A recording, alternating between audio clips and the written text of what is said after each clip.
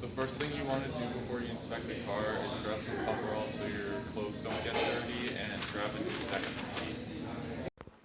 Next, write down the date of inspection, how many kilometers are on the dash, the customer's VIN, and the vehicle year, make, and model, which you can find by just looking up the VIN. Next, check that all exterior lights on the car are working. This includes running lights, brights, hazards, brake lights, and reverse lights. If one of them don't function or are damaged, the lights need to be replaced. After this, inspect the wiper blades and spray.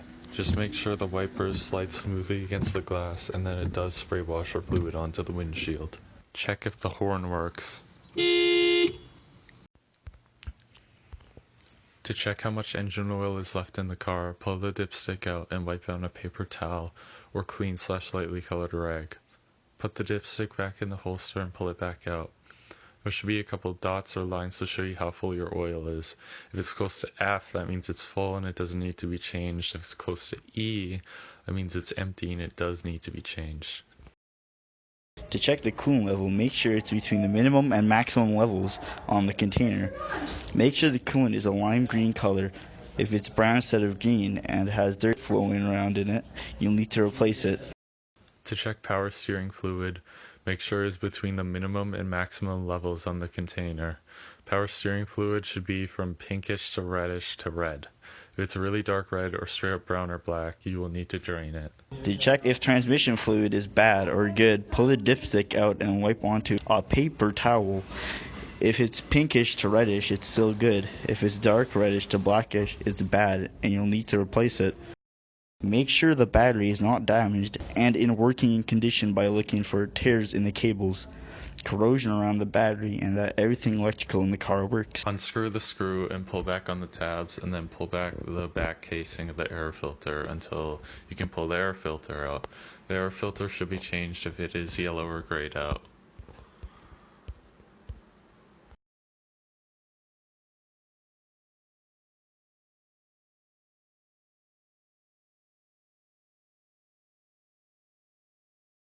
Make sure the brake fluid is red and doesn't have dirt flowing around in it.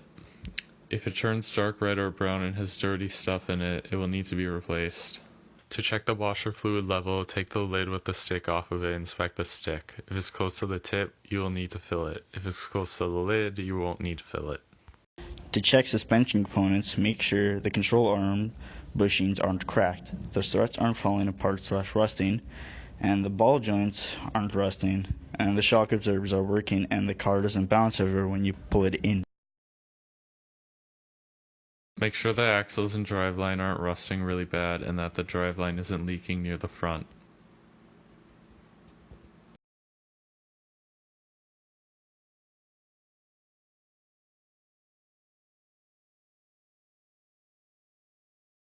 For fluid leaks, look under the car for fluid leaking onto anything. This includes transmission, exhaust, oil filter, control arms, etc. Make sure the serpentine belts are running smoothly and aren't too tight or loose. If they are, they will make a squealing noise and you'll know.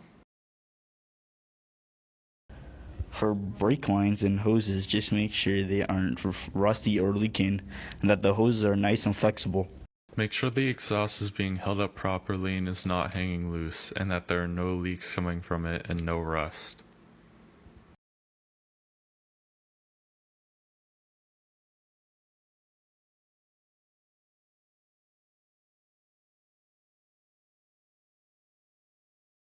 For overall tire condition, make sure the tread wear pattern is normal and not off to one side or that the tire is overinflated/underinflated, and check how deep the tread is. To check it, use a tread depth gauge and push it into the tire until flat. Do this for every 4 tires and make sure they all have the same/very close tread depth. You should also check the tire pressure by twisting off the cap and putting the tire gauge onto the valve. Your reading should match the manufacturer's PSI, and if it doesn't, you'll need to fill it up.